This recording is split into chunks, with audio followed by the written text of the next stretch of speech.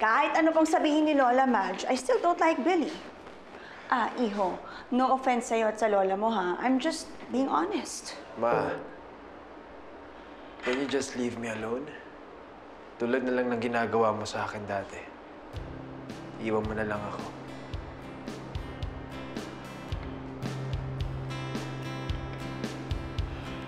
Fine. Pero hindi pa rin magbabago ang isip ko.